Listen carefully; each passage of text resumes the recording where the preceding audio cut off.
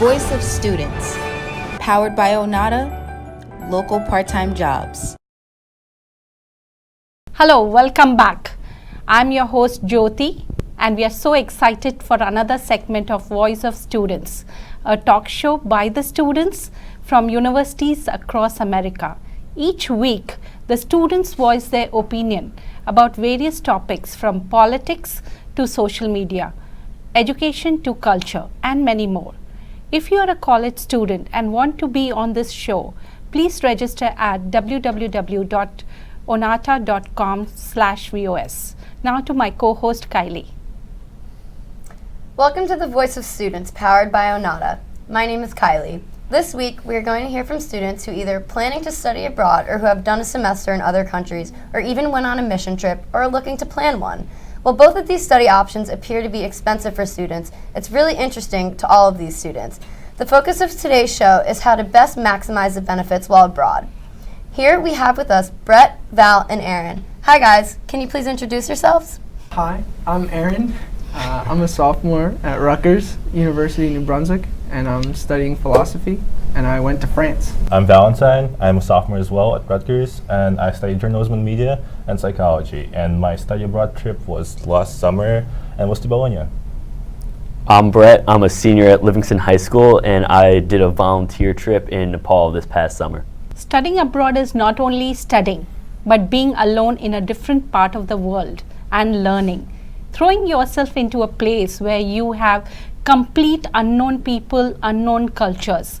It is learning the challenge of life that throws upon you. Understand the people not like you. In short, it is all about an experience, your life ahead of future. We are so pleased to have you all here today. To get started, you mentioned that you studied abroad or you had an experience of a volunteer abroad. Tell us the place that you chose. Is it because it was a fun place or that college is known for academics?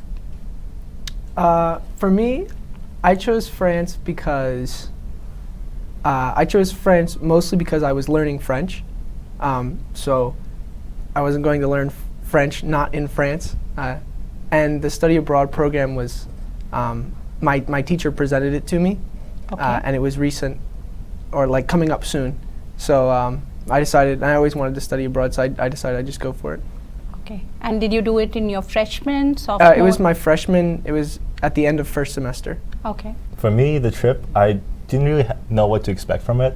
My professor literally just stopped by at one of my classes and talked to us about the trip. And I really got excited about it because, that was my first year studying journalism and media, and I really didn't know what to do about it. I wanted to try something new and just to see how it feels actually doing it, like working in the field. And that's why I signed up. It wasn't really because of Italy, although I do love Europe, and it was a great experience, and I am excited about the Italian culture. So my trip was a little bit different from theirs, where it wasn't really focused on academics, and I wasn't going to study abroad necessarily. It was more, I want to get engulfed in a culture that I wasn't familiar with, and I thought that like the southeastern culture of Nepal was just, I didn't even hear about the country before the trip, and it was just a great experience to go to a place that I've never been before. I didn't understand the language, I didn't understand the culture, the customs, and just to go and live there for a few weeks, it was a great time.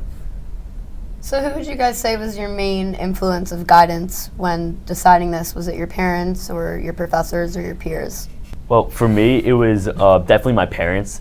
What I wanted to do, my summer going into my senior year of high school, I wanted to do a teen tour, but I wanted to do something where I would go with kids my age, but I wanted like a little bit of like oomph to it, for it to have like a style to it. So we talked about it, and we decided that this volunteer trip was kind of like a combination between like volunteering, like a teen tour where I could like hang out with like kids my grade while also being in this new culture and like really just exploring in like a world that I've never seen before.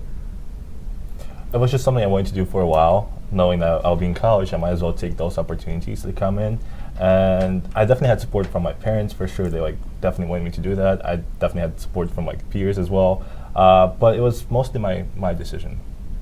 Yeah, my parents encouraged me and my friends a lot to go abroad because they know that I always wanted to go outside of the United States.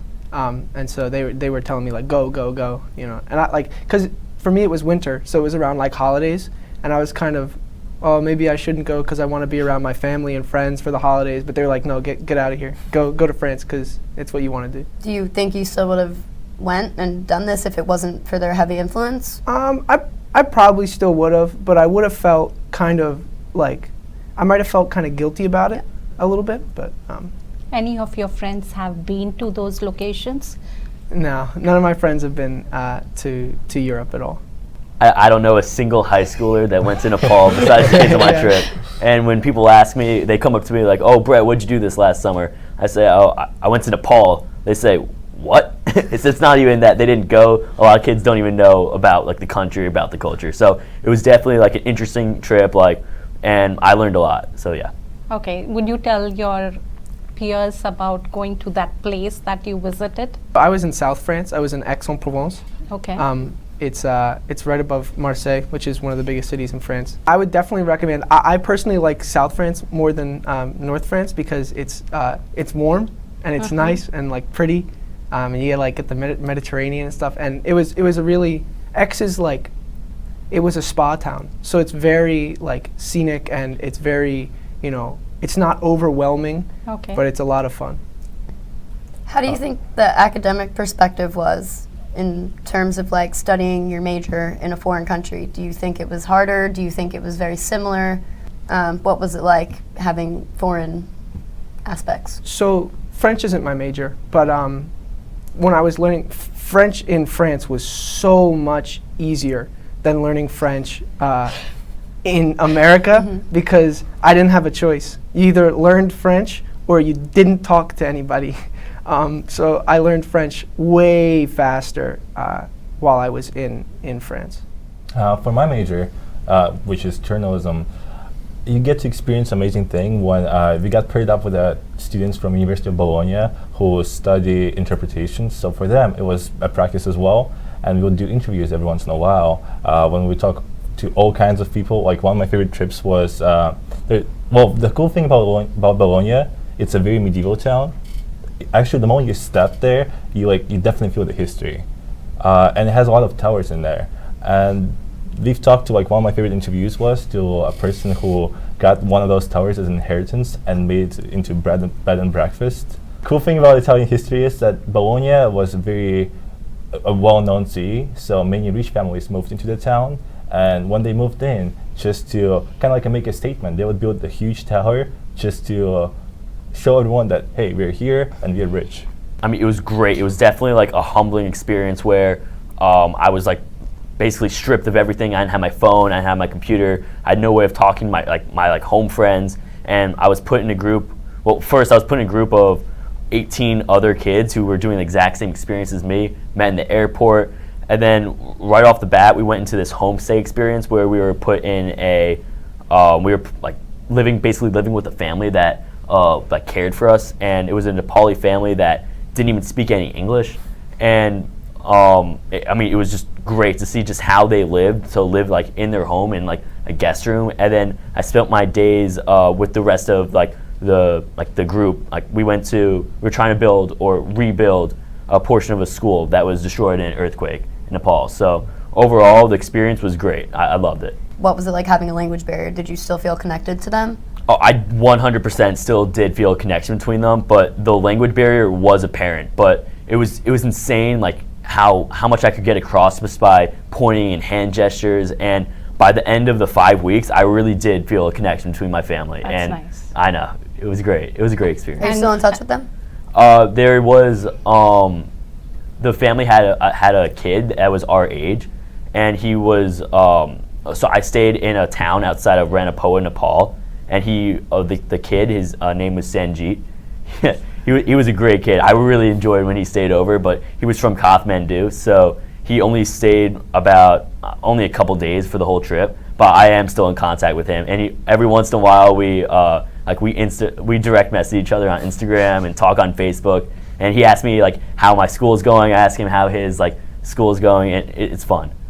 And those 18 other kids that were with you, did you know anyone? Before the trip, I did not know anyone. No, it was Okay. just kids from all across the United States. There was one girl from Canada and then another girl from Spain, and it was through a volunteer program called Global Roots. Okay, global roots. Yeah. That's nice.